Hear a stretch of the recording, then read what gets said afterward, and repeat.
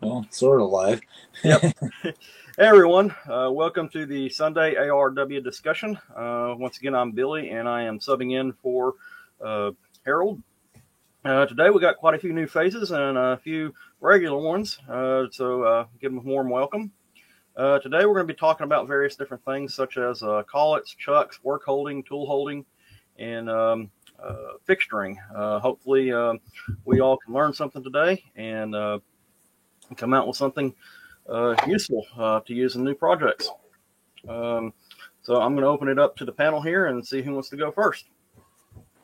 Don't everyone talk at once. Small items. All right, Dave. All right. First up, I use ER32s on all my machines, the mill and the lathe, and I found that these stock collet nuts are useless because what happens is when you tighten them down, they start to tweak the collet itself, the ER32. So, and I experienced it because you'll torque it down, you'll get one run out, you torque it again, and you'll get a different again. So I had to replace all of them with the bearing type. This came off of eBay. They're $25. They've got a bearing in them. And they came from Rocky Mountain CNC in Colorado. So I've got this now on all my machines, and it solved a lot of problems with run out. They're beautiful to work with. Really easy to get the collet in and out. Usually the other, just old type, I have to fight all the time to get the collet in and out. And as far as the collets, the ER32s, I bought the typical Chinese set. I've got the entire Imperial and the entire metric set. But yeah, when it comes time, I'm trying to do something really precise on the mill or the lathe. I can't handle run out. So I bought just the standard sizes, you know, a 1/4 inch, 5/8, 1/2 inch, and so on from Techniques on eBay. They're like $15 a piece. That's kind of what the box looks like. This is the little one, TECHNICS. And they guarantee 2/10 run out. And every one of them that I've checked, they're beautiful, and they give me less than 2/10 run out. Wow. So speaking of collets, I know everybody knows 5Cs. I did a video on this, and I couldn't believe it. And if anybody can find anything, there are no specifications to this. In other words, there's no plus or minus to the diameter or the collet block or anything. And I bought some of these, and one of them wouldn't go in any of the collet blocks I had. So I had to dump it, bought another one, and it worked. And I also have the D-bit grinder, if you can see behind me, which grabs, the collet blocks grab from the outside, the threads. The D-bit grinder grabs from the inside. And those are the worst threads you'll ever see in your life. If you ever look inside of them, I've had to take a threading tool and manually just scrape the thing out to try to get it cleaned up. But the point is, there's no spec, and I don't believe that. You go and look at collet blocks. They don't tell you, it's supposed to be, 1/2 inch or something. They don't say plus or minus anything. The other last one, no, it's 2 more here that I did. Typical V-block. I happened to pick up a matched pair of Brown and Sharps. And the problem is, when you're finished turning something on the lathe, you got a gorgeous finish. If you put it in this, you're going to mark it up. And you can't return it because you're already at your dimension, your target. So I've shown high-density molecular weight. Make your own V-blocks. They're beautiful. I made a whole assortment of them, 45, 60s, big, small, thick. And when you're on a small lathe like I am, the mini lathe or mini mill, you can see there's a big difference. I've got a 3-inch vise, and sometimes I just cannot get a part in there. The radial engine that I made, I would never have been able to put the cylinder in the vise with this. I had to use one of these lower profile guys. and I've been working a video come out soon here, a wee block. So in case I need it someday to hold something real small, I still got to figure out how to make a clamp for it. But last, I've seen a lot of videos of people turning their mill into a surface grinder. And I have one surface gauge that I cannot lap or get flat to save my life. So I figured, what the heck? I've got a D-bit grinder. I've got a lot of different cups and grinding wheels for it.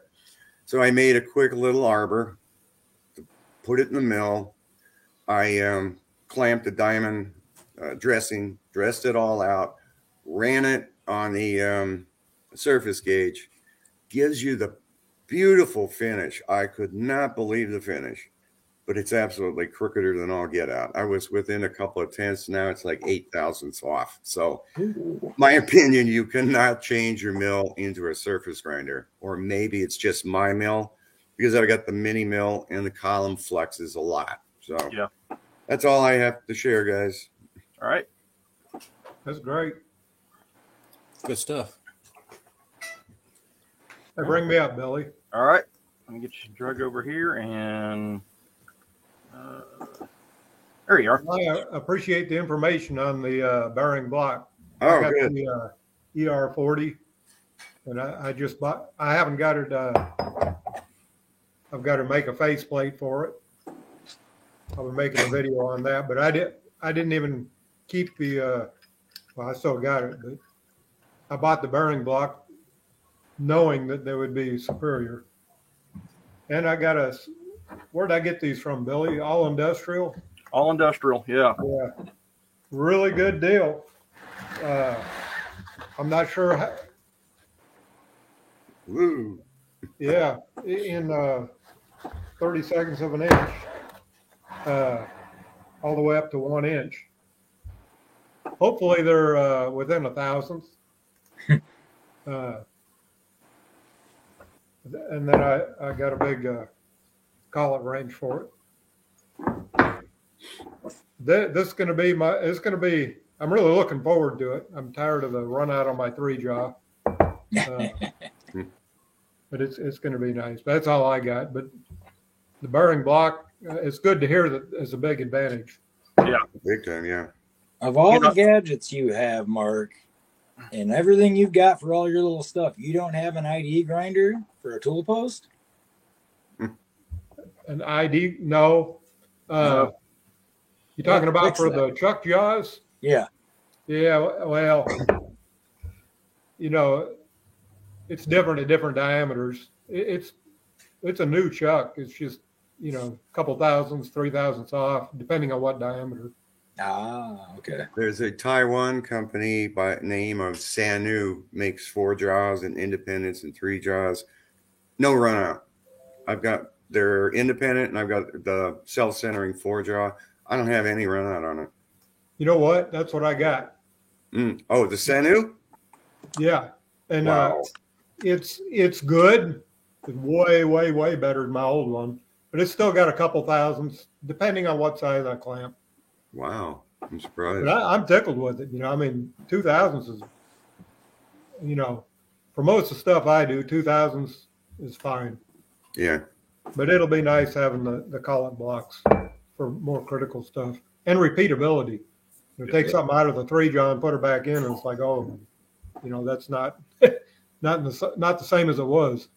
Yeah, Yeah. they never clamp in the same place twice. Yeah. Yeah. Now, even if you put a mark on it and get it oriented the same, Yeah. chances No. are it's not going to be the same. Yeah. Jaws I are love built using for the collets. same spot. Yeah, Yeah, they're built for speed, not for accuracy. exactly. I love using my collets and the collet closer. That's one of the specifications when I was getting that big lathe was. I got a question for the group, though. Why the choice for ER32 over ER40 or whatever? That's what I bought first. That's what I bought first. So I got a mini lathe, and I didn't know any better, and it seemed like the ER32s was the most popular Okay. and I cheapest. just Same didn't here. know if there's a advantage for smaller ones or But when I bought mine, I thought, well, heck, why not get the bigger one? Bigger capacity. So When I bought mine, I was pretty much exclusively using a 4-jaw because the 3-jaw I had was so bad. And so I wanted collets, and I got one of those straight shank ER32 holders from MSC or Enco probably. Right. And I think I went with ER32 because it had an 1.25 inch shank, and that would still fit into my spindle bore. And larger than that wouldn't. So that's kind of why I went with that. Right. Kind of wish I would have gone bigger, because a lot of times I want to hold a 1 inch and I can't. I have to go with the other lathe and the 4-jaw. 20 millimeters. Yeah, that's why I went with this kind of, so I'd be able to use my spindle bore. Yeah. Yeah, I think ER40 goes all the way from, like, for me, 26 millimeters down to 3. So it covers, a pretty wide range, but it's a pretty chunky sort of chuck. True. The first one I got was number 3 Morse taper. I can put that in the spindle of my lathe if I got a 3 to 5 adapter, but I can take it over, put it in the little CNC mill. But in the CNC mill, the little one that I've got anyway, it gets in the way. So I got an ER20, I got ER16, I got ER32. It just gives you more flexibility to fit it in different machines and get it into tighter spots. But yeah, ER40, that was the first one I got. And it's great. Does nearly everything I want it to do. For some of the small stuff you do, the smaller ones would be great. Yeah. Can I have a go? I've got something I want to show you. I did show this last week, but not on the live stream. I bought this just recently. Oh yeah. This is a flexi chuck. And just yesterday, I had to make this little part here. So it's like a bulkhead for a tank, a fuel tank, and it had to be machined on both sides, and it had to be gripped by this little narrow rebate on the edge here. Now, the chuck on my lathe is quite big, and if I was to try and grip that, just the chamfer on the end of the jaws would mean that I'm not gripping that by very much. And although this didn't have to be a precision part, I thought it'd be nice to be able to grip it in some sort of way without damaging it. So the advantage of this thing is that you can machine the surface of that set of jaws there. Now, it's actually one solid piece. So this is another one. So it's just one piece of aluminium. It's split almost all the way down to the base.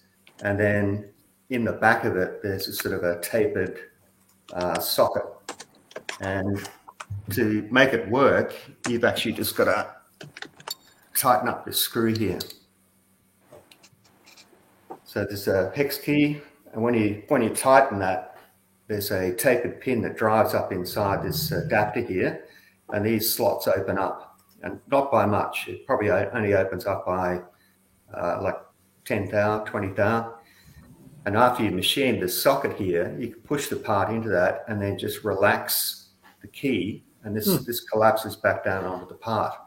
Now, you can do it the other way as well. You can actually machine the outside diameter and then tighten the key, and it will expand outwards. So these things you buy as a consumable part, and they come in, I think, 3 different sizes. And you can basically just keep using them till it's nearly all gone. Of course, you get more opening when it's longer. And when I got this, I had to make that. That's a number 5 Morse taper there with a through hole for a drawbar. I could put that in the spindle of my Colchester. But the person that sells these also sells like a faceplate type mount. He's going to make one with a number 3 Morse taper integral with the chuck body.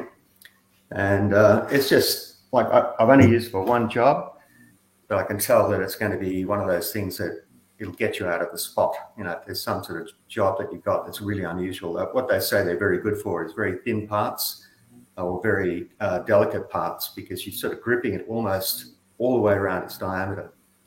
So, these come from Eccentric Engineering in Melbourne, and the guy that's making these, he's a production engineer, but he's also a model engineer. So he makes model trams and all that sort of stuff. So a lot of the tools that he makes are geared towards home shop users.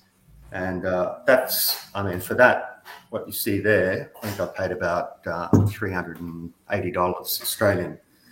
So he's only just put this on the market, and he's not a sponsor. I paid retail price for it, but I can see that it's going to be a handy little gadget around the workshop. That's pretty cool. I That is- like the idea of being able to machine it to whatever. Yeah. Kind of Yeah, like an well, emergency call it. Yeah. That's Yeah, I it, use yeah. emergency collets a lot. I've got, I think I've got a video showing some of them, but they, I machine them to have little pockets in there to act as a stop, as well as the actual work holding portion of it.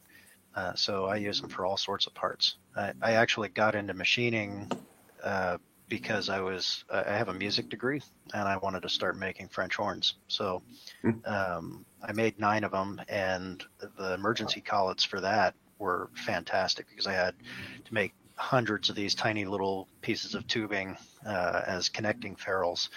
So you could just slap them in there and cut them to length and put in the decorative lines, all that sort of stuff. So I have probably a dozen or so that I use for various purposes. Not so much anymore because I haven't been making horns, but good stuff. The other thing I didn't mention about this is that you can machine that in the milling machine, so you can make a square socket on the end of it or a square pin.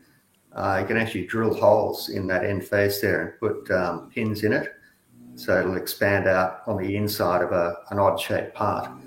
So when you get the chuck, you get a booklet with it, and he's got diagrams showing you how to do all the different sort of tricky setups. So That's pretty cool. yeah, I'm hoping to show that in the video coming up soon. So for anybody who hasn't seen one, I'll sort of show it being used for a process. Don't show too much of that. There's a lot of ways it seems like you could hack that stuff. I mean, that's a slick little box full of ideas, seeing that manual. It doesn't go into details about how it's made, and I still don't know how it does the expansion thing. Pull it apart easy enough, but you could make your own consumable jaws for it. That's not hard.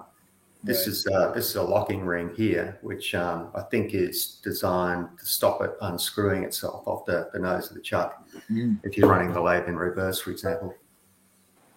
Yeah, I was going to ask, is that thing easy to make yourself? But you answered that already. Yeah. Well, I mean, you could make those consumable jaws out of anything. You can make them out of plastic or whatever. You brought up that bevel on the inside of your jaws where you can't grab things. Yeah. I was considering milling the end of my jaws off so I'd have a nice sharp corner there. I probably will at some point. I saw Robin Ranzetti did a post on Instagram just recently showing parting off, or cutting off, as you call it, Mark. But he was talking about how important it was to have the interior of his jaws fit the part. And one of the reasons I hate parting off is that the jaws on my big chuck are bell mouthed. And I really need to grind them. But he was showing off a parting off operation on a part that was about like 3 inches away from the face of the chuck, and using a very, very narrow parting blade. No problem at all. And just, no chatter, nothing. But he said that's what people tend to overlook is the fit between the chuck jaws and the part. Yeah. So I know with my chuck, I can grip it on a piece of brass, open it up again and look at where the pressure from the jaws has been, and it's right at the back. So that, the part's effectively another 2 or 3 inches longer, Right. Because it's being gripped further back. And if you've got any sort of flap there, that's disaster. Yep. Well, who's up next? More show and share? Phil? All right, 1 second. I'll go. Hey, guys. So to go along with what Mark was talking about, the emergency collets, this is a nylon emergency collet that it hasn't been machined at all whatsoever right now. And this one doesn't have room for the pins. Normally there's a hole on each one of these sections. You put a pin in and then perform your machining work to create whatever size. Now this will not mar anything because it's plastic. I have a larger one. This one closes on the normal portion of your 5C closer, But on like a hard hinge, they have the larger rings to hold the larger diameter collets. I've used up to 6 inches on those, and this one part just pops right in, and you can go straight to machining and keep that part in, part out, back and forth. And then another thing you can use to really deal with or change up your work holdings is an old magnetic chuck. You set it on your table to hold pieces, keep them from rolling around, or you can even mount this on your milling machine to machine something really thin, or on the grinder, right? So an old but a magnetic chuck is going to help you get a different grip on what you're working with. If it's something you have on your workbench, you clamp it down to your workbench and then put your part on top of it, lock it in place, and you're not going to have something rolling around. Winky was talking about his 3-jaw chuck. A really small 4-jaw chuck could be held in a 3-jaw chuck. This is for an Atlas lathe. You can grab it, hold small parts. The jaws on this one are reversible. I think the brand is what is this? United Manufacturing Company. I have no idea how old it is. It's a 4-inch chuck. And then also with the magnetic chucks, magnetic transfer blocks are a blessing, as they'll carry that the magnetic flux into your other parts. So there were some V blocks earlier, and then really small work holding pieces. These are both vices. This one's stripped out a little bit, but yeah, they'll get your nose. Wear them as earrings, just something to have. And then, last but not least, ancient Lego presses, right? You know, you can get your finger in there and hold it. I thought I'd share this. We found it as an old kit, right? But yeah, Michael, if you can find, if there's a grinder for sale for $100 at someone's scrapping, and it has a magnetic chuck, you can buy it for the magnetic chuck and not have throw the machine away if it's absolutely scrapped. But you'll get the chuck out of it. Even electromagnetic chuck is also a blessing. You can clamp that on your milling machine, put a very thin piece of steel on top of that, clamp it down, perform your machining, and carry on with what you need to do. That's all I brought out today. Oh, the extra hands, right? You got to have the extra hands somewhere. Yep. All right. Mine came with plastic shims in it. I don't know if you can see them, but it spreads them. Yeah. I like to put shims in the emergency collets anyway, because then you don't have an interrupted cut, especially if you're using carbide or going in initially with an end mill or something like that to get a flat bottomed hole. Yeah. Yeah, I think I'll jump in here, guys. Let me see here. Billy. Myself up here. Oh, not that screen. Still learning this, how to drive this thing. You know, Harold's been doing it all this time. I got to figure it out. All right. So first thing I want to show is a clamping setup I did a couple videos back. I had an interesting piece here that I needed to do an operation on. So I used a little grinding vise there on the left, machinist vise. Yeah. And that 246 block mounted in the big vise. And made that little clamp to clamp it in there. Now, it worked okay, but I did have a slight flaw in this design. That arm did rotate a little bit during one of the operations. It didn't cause any issues. The part came out just fine. But if I were to do it again, I would have put some sort of fixturing on either side of that top of that bar or that arm to keep it from moving back and forth, not just clamped to the 246 block. All right. Next up here is a setup I helped a guy with in the machining area. He wanted to do some coping on these little pieces of, I think that was 3/8 inch chromoly. He's making a little bike rack, and he needed to make two 45-degree angles in this because this is going to be an inside brace. and we were trying to figure out how to do it. And this is what I came up with. So I had these little Starrett V-blocks. The problem was we needed to flip the part over because there was no way we could get to the other end to do the coping, and it needed to be they needed to be oriented. You know, if we were to get to it on the other end, it wouldn't be the right way because it needed to be an inside. So the 45s had to be opposing.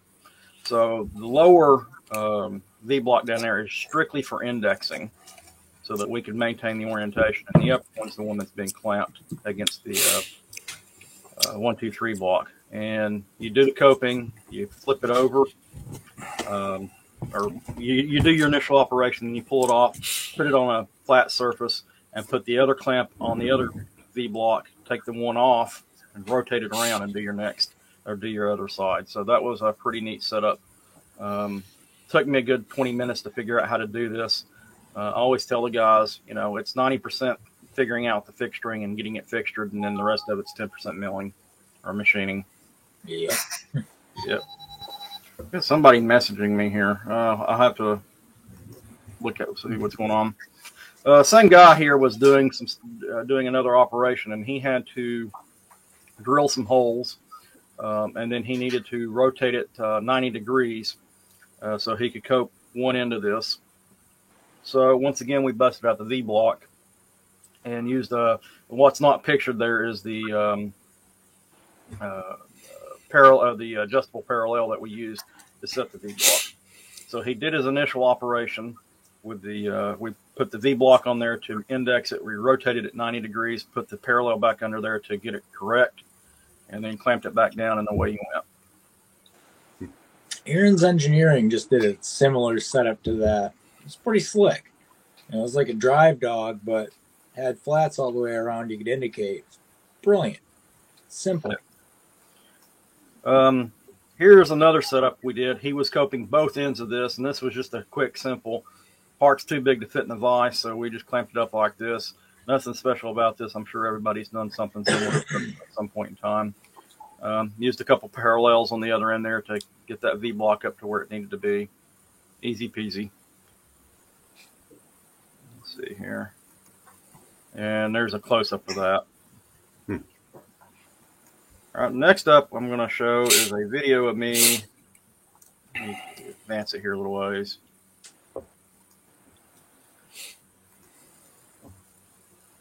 There we go. Guy came in, had a little piece of, or had this little aluminum frame that had been TIG welded together, and he needed to mill out a circle on the inside of it. So this is my solution. I hooked up this little 4-inch rotary table. Actually, no, I take that back. This is the brand new one. This is the first time I used this one. This is the 10-inch I used. So we threw some plywood underneath there as a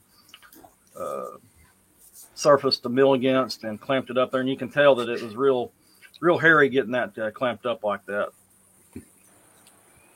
All right, next thing I'm going to show is not one of my setups. This is one that Haxby Shed sent in to me. He wasn't going to be able to make it today, but he said it was all right to go ahead and show this. And somebody already mentioned using a smaller chuck or a bigger chuck. I'm sorry, a smaller chuck and a bigger chuck. So that's what we got here. And here it is, him doing a facing operation. So that's certainly a viable solution. I've seen other people do this as well. All right. And bring us all back. That's all I've got to say. I'm going to have to go back over here now and start taking a look at the comments because I didn't get to look at those while I was talking. So I'll take care of that. Somebody else can talk. Hey, Billy, do you mind if I go? My headset's telling me it's about to die. Uh-oh. All right. Let Yeah, me bring you over here. Go. Yeah. There you go. First of all, your plywood thing, I use MDF for fixturing all the time, especially if I'm not going to use any kind of cutting oil or anything like that. If I'm doing any kind of organic stuff on the CNC at work, I'll clamp it down to a piece of MDF and screw it down however I can, and then just go to town. And it's not going to destroy the tool by cutting into the fixture. The big thing I wanted to show was this dude. I've had this for a while. I've shown it in several videos. It's a table stop, but I'm about to start a series on making one of these. The great thing about this is this one knob right here loosens everything. Of course, it's a lot easier when it's on the table, but you can angle this thing down to actually use it against a part that's on the table. You can move it in and out. There's two ends. There's a short little 1/8 inch diameter end and a pointed end there. And then, let's see if I can get it on camera. The base is a nice solid chunk of steel. This is actually just a piece of aluminum. I've got a couple of little tricks showing how to do the radius and various other things. And then just tighten up the knob, and there you go. You're off and running. I'm going to do a couple of different versions in the video series. One with the knob kind of like this with cutouts. I'm going to use an annular cutter for those.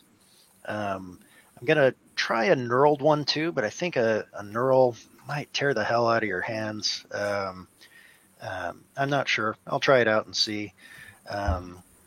I've just finished a dry run of one because it's been maybe close to 10 years since I made this one. So I went ahead and made another one just to kind of get the jitters out and figure out what I'm going to talk about on camera. And then I'm going to make two more with a couple of different things. I'm going to try a shrink fit on the column as well as a press fit into it. Press fit's a little problematic on this because it's such a thick base and a relatively large diameter. It's 3/4 of an inch. So it's got to be a lot tighter of a tolerance than you would normally think. You know, someone might say 1/1000 of an inch between the two. If you do that, they're going to gull together and you might get an 1/8 of an inch into the part. So I actually did it on my dry run with a 1/2,000 between them. And even that was pretty tight. I had to put it in our 55-ton press to get it actually pressed all the way in. Wow. So I'm going to show a couple other things. Like I made a donut about that tall to help hold this perpendicular to the base so it could be pressed in straight. Just a bunch of little tricks and things that would make not just this easy to make, but also it can be applied to a bunch of other projects. And then I'm actually working on this video right now. It's nothing to do with work holding, but you know, Valentine's Day is coming up, so don't forget your sweeties. So you can expect to see that video tomorrow. Other than that, that's about it. That's all the visual aids I brought. Yeah. Good stuff. I did want to, somebody asked if I couldn't set the vise at 45 degrees. The vise would have had to have been a tilting vise to do that with, and I'm not exactly sure how that would have worked. Just rotating the vise would not have accomplished what we were trying to do because we were trying to cope those 3/8 things. So we had to come at it at an angle like we did. Somebody else has another idea how that could have been set up. Set it up and send me a picture. I'd like to see other ideas of that. That was the best way I could come up with what I had there at the shop. That's all you can do is figure out what you've got to work with. I mean, You guys are showing fancy fixtures 9 times out of 10 because I end up with bigger junk in my shop. I'll just grab a chunk of scrap, flat one side off, clamp it down, indicate it in, and go from there depending on what the part is. Yep. I got to thinking, I do have an actual fixture or a fixturing unit here. These have been sitting in my room for 4 years now. Somebody started, it was a machine shop buy, but never finished, transfer block. And of course it's some really goofy bastard sized hole, but you know, I do have something fixturing sitting in here. I was even looking at nails to try to, you know, pound them through. Any penny nail. Nope. Nothing. Well, I'll go, Billy, if you want to enlarge me. Yep. All right. Let me get you up here. So DJ sent me this picture of a cutter sharpening fixture, and I just finished making it, and I did a 4-part video. Let me get this in frame so you guys can see that. So you can sharpen horizontal cutters on your surface grinder. And I made it adjustable so you can do up to 6-inch diameter cutters and up to 5/8 of an inch. If you wanted a bigger, you could just increase that arbor, and lengthen it. But and there's showing it there. So I gave it a test run and it worked pretty good. So Now, do you have that set up for multiple spindles, Tom? Or multiple IDs? No, all my cutters are 1 inch in diameter. Okay. So, but all you'd have to do is just make another arbor if you run 1 1/4 or if you run 7/8 cutters. So it's, and the fixture wouldn't change, except you just have to make a sleeve because the column is going to be whatever hole you make it. But so far so good. So it's pretty cool. Yeah. So can you do all 3 cutting edges on the teeth with that setup? I've done 2. So I did the cutting edge and then I did the back relief with it. Okay. Let me think about that. I just want to point out that Harold's joined us. Hey, Harold. Hey, Harold. So what I did is I kissed Harold. the tops initially, and then I raised the finger up so it's at a different degree, and I just kind of played by it. I just blued it up and just kind of went with what looked good, and then I dusted them all off again to get that relief. And I gave it a try and seemed to work pretty good, so I'll give it a shot. Pretty cool. Mark, I think what you're asking, you need a pretty small wheel if you're talking about doing the peripheral sides to zip in there. You'd almost want that on like an ID grinder setup with that scenario. Yeah, well, I've got a corn tool and cutter grinder, and I thought that's the answer to my prayers. I'll be able to sharpen slipping saws and side and face cutters, and it's not.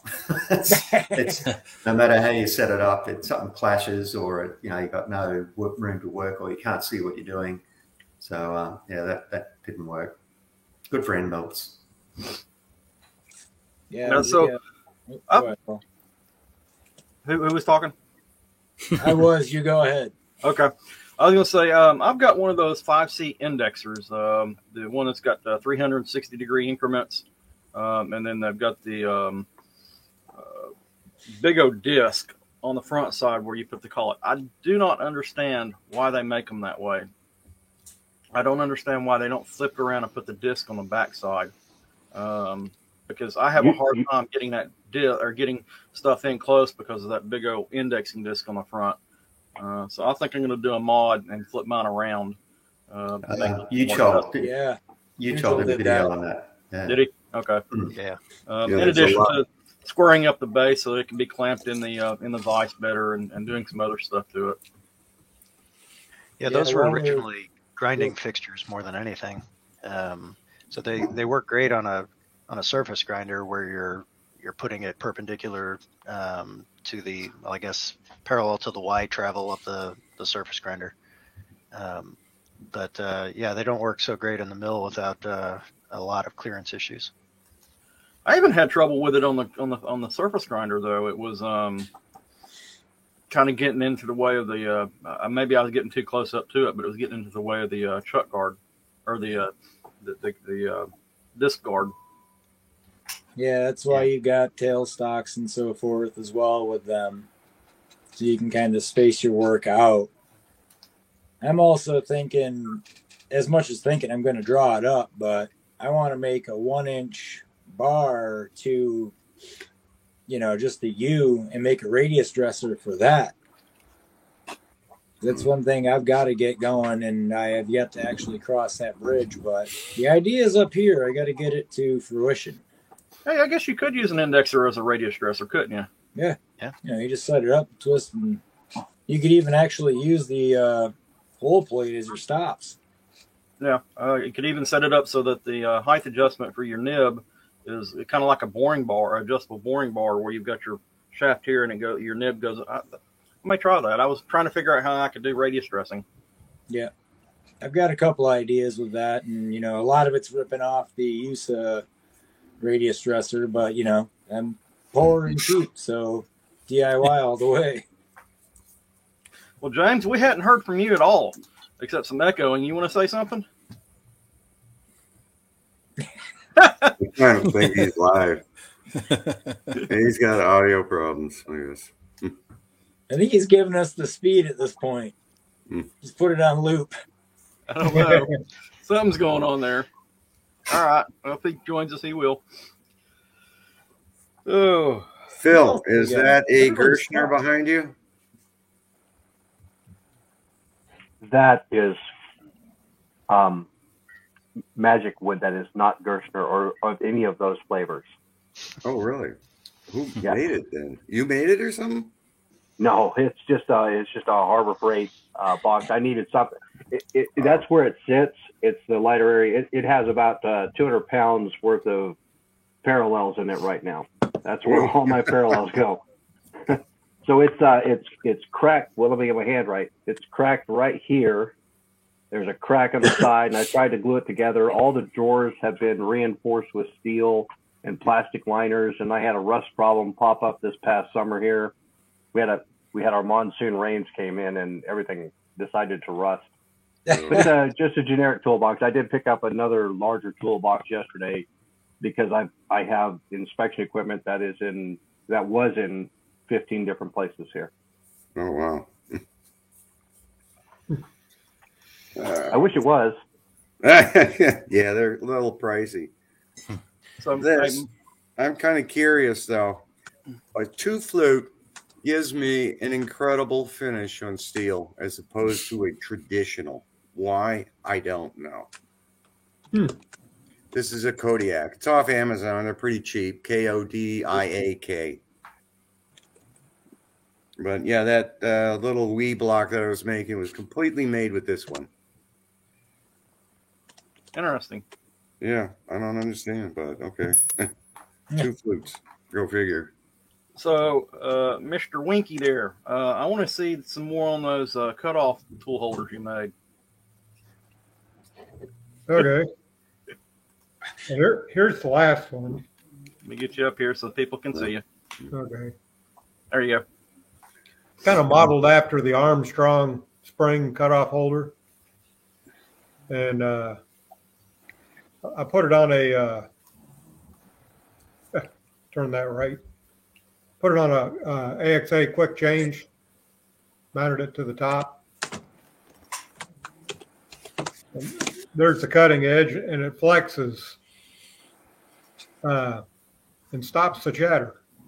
It works incredibly well. It does have a couple of minor problems, and I've got some ideas on how to fix it. It works great until you get right down to the center, and then it tries to drop below center because the surface speed of your lathe is so slow that it tries to pull it under. But up until it gets to the center, you can't even see it flex. I mean, you can feel it. You put your finger on the back of the blade, you can kind of feel it vibrating. How does it flex? Pardon? How does it flex? I can't. Okay, it's welded right here on the top only. Okay, you got this bar bolted to the top of the. Oh, okay. And then it's welded right there only. I get it. So that hole right there is where it flexes, in that slot right there. Yeah.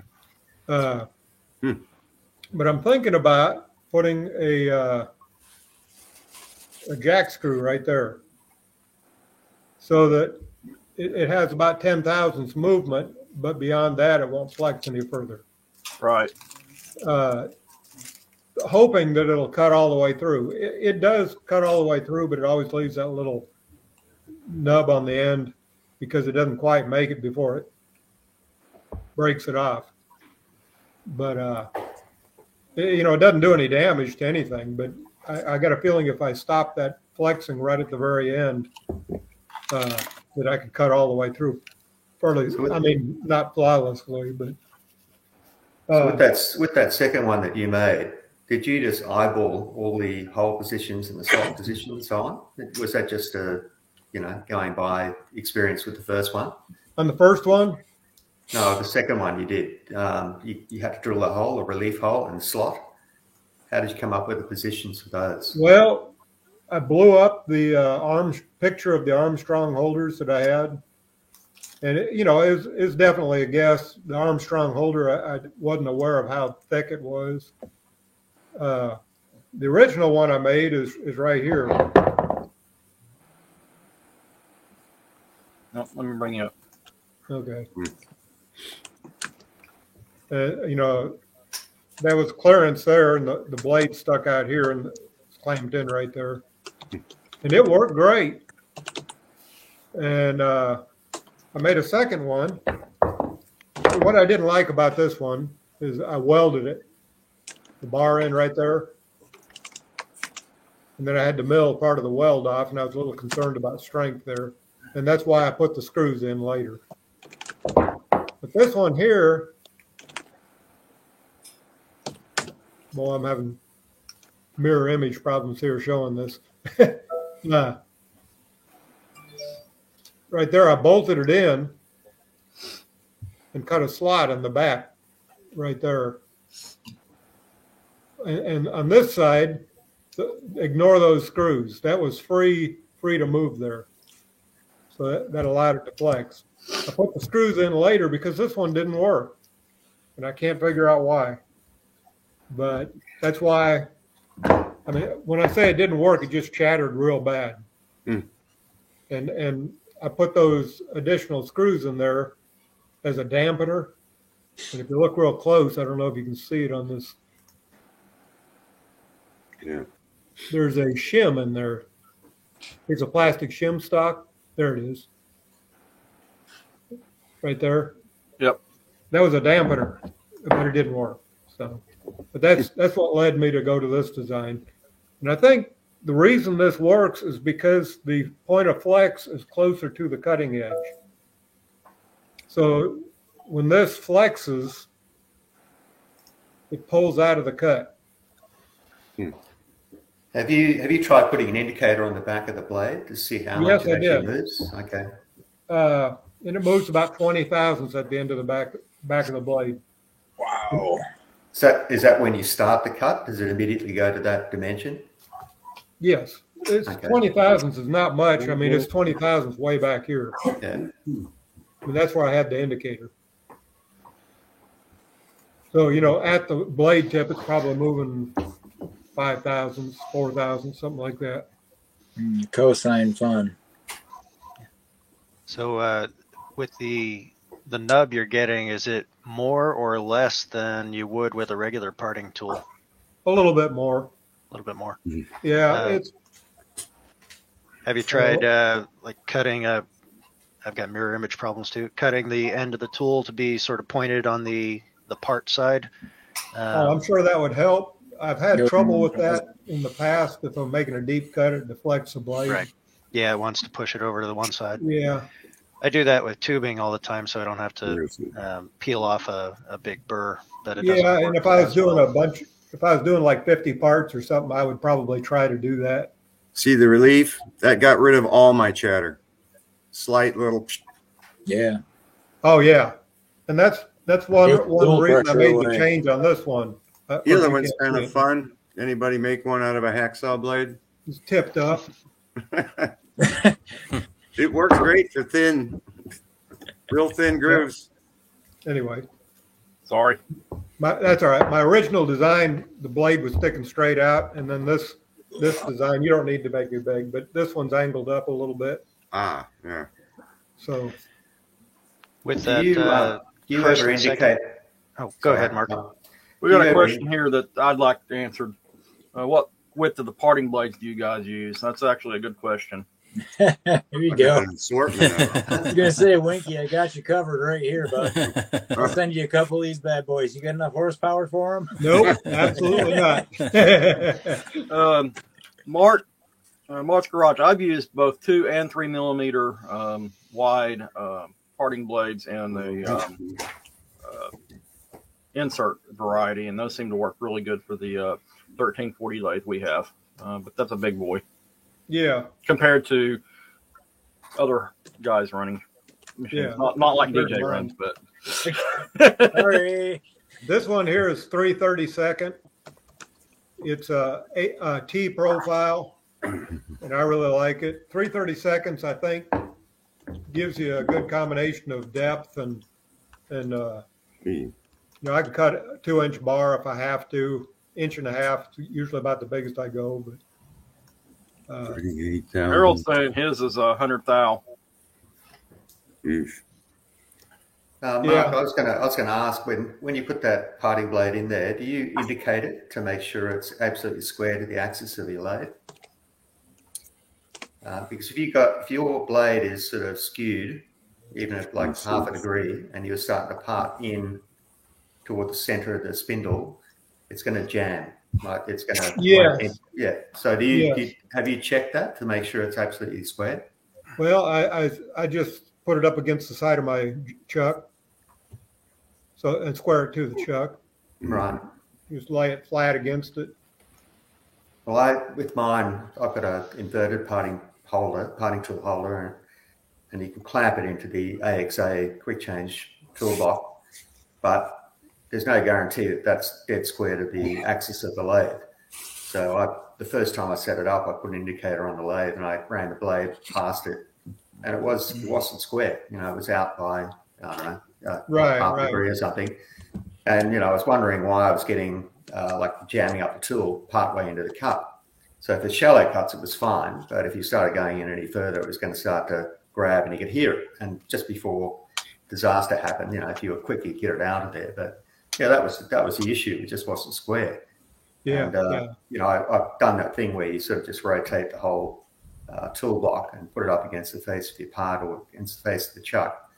But to me, that I sometimes think that's prone to error. Yeah, it worked well for me, but this blade, I've tried several different design blades, and I don't know how close I can get with this camera. Well, I bought one of those after watching that first video you did. It's sitting on the bench there. I'm still waiting to make the rear parting tool block. Yeah, it's T-shaped, and it's got a concave in the top. I couldn't get one like that. They're all flat on top. But you'll know it if it's not going straight, because you'll get a powder where the side of the blade is shaving the part. Mm. But no friction whatsoever. I mean, I keep it lubricated, but other blades I've had a hard time getting really hot. It's not one of my favorite operations at all. I was pretty impressed when you're doing with power feed. Yeah. Right. With the auto feed. Yeah. Yeah. And high speed. When I was in the machine shop, we ran 0.120 inch wide blades, was like 3-4 millimeters. And we would run it about 400 surface feet for 4140, 600 surface feet per minute for 1018, 1045, a little faster. And we would feed them anywhere from 4,000 to 6,000 per rev. They were flying through there. And when an insert would fail, that was an insert and a blade and a whole lot of bad times. But, you know, they were little bitty inserts. This is an old Stelram or Teledyne First Sterling was a manufacturer. We went with 100%. I think they got sucked up by Kennametal 10, 15 years ago. So there's a lot of rigidity involved when changing from a CNC straight to a home type machine. And even for me on a manual lathe, it's very difficult to try to feed at the required feed rates to keep that chatter down, because you're pushing it, you're cranking the handle, and it's spooky. Yeah, I always use auto feed. I very seldom part off manually. I go with both. People think a lot of people say it's crazy to do it with auto feed, but that's consistent. You know you're going to get that feed rate inwards. Whereas if you're doing it by hand, yeah, you've got feel, but you can very easily kind of jerk it in too fast and take too big of a bite. If I'm doing a one-off really quick part, or if I'm doing tubing that's not very deep, I'll do it by hand. But a lot of times I use power feed for it. Yeah. At least at work. At home, the power feed on my lathe is problematic. It's an open gear train and it's loud as hell if I'm running at any speed higher than 200. So I tend to keep the power feed off. I've had one of the guys at the shop using the mill or the lathe, and he has broken the 3 mil and the 2 mil wide parting tool almost back to back, and I don't know how he's doing it because I've used the same thing, same inserts he's using, never had an issue. After he damaged the 3 millimeter one, I had to I thought I could reuse it, and I cleaned it up, but I had to take off a good 1/8 of an inch off the nose of it, the holder itself, not the insert, and I was afraid that it wasn't going to support carbide tip as well anymore. Yeah. That's why they're double-ended. Well, no. I mean, the carbide, yes, but not the holder itself. Oh, yeah. And like I said, he damaged when it lost the insert, it boogered up the end of the holder, so I had to clean it up, and I had to take off about 1/8 of an inch on it. Yeah. I don't know. I've not tried it since then. And then I got the 2 millimeter, and if he didn't do the same thing, I got that one cleaned up without having to do a lot of material removal from the holder, so it'll be fine. I've used it since then. And I don't know what he's doing different than what I'm doing, because I've done the same exact procedures he's done and using the same tooling. Either he's hand fitting it too fast or too slow or too inconsistent, or he's not making sure it's on center. I don't know. It's something. It's not the machine. It's pretty easy to screw up on cutoff. Hey, make me large there for a second, Billy. All right. Here's what I had before. It's just a solid block that mounts on the compound. It eliminates the tool post and the blade clamps in there. That worked really well. A lot of people pestered me to make the Armstrong holder, so I went ahead and made it. And except for leaving that little nub in there, I like it pretty good. I like it. I like it. Go buy some feeler gauges, Mark. You can get rid of that nub. Do what? Go buy some feeler gauges. You can get rid of that nub. Just figure out where you got to stop. Yeah. Well, with this one, I think I need to put a set screw in there where it'll stop it from dropping down. I've heard of people doing running them upside down and running your lathe backwards too. I'm thinking that does the same thing that your Armstrong clone there does. Is it springs? Exactly. I just don't have that option. Yeah, you've got a thread on chuck and it'll spin off if you do that. Yeah, and my compound doesn't go to the backside. You want your force going back into your lathe bed versus trying to pull something apart as well. Yeah. I like the Hardin style. Come from the top on a lever on the side. Hey, Chuck. Oh, Chuck's here. Yeah. Well, we got about 2 minutes left, guys. Anybody else got something else to show or say? Is James with us? I can jump in. I'm pretty light on machines. The only thing I got in abundance is square footage. But on the going back to Collins on the K&T, it's 30 taper, Kearney and Trecker specific spindle. But these fit. These are either ISO 30 or NMTB 30 has the same 724 taper on it.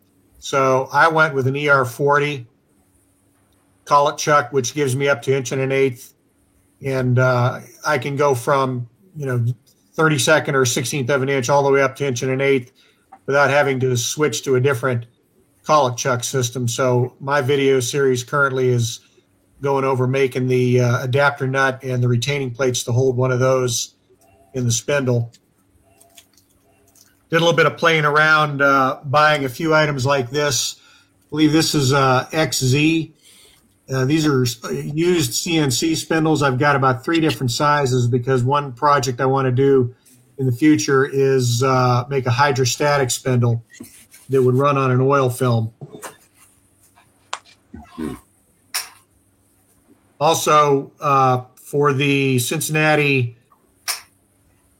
tool and cutter grinder, the workhead on the one end accepts a 50 taper tooling, and so I got a used it's an ER40 to 50 taper collet chuck, and that way I can take the cutters I'm using in the K&T and load them directly into the workhead for the tool and cutter grinder for sharpening.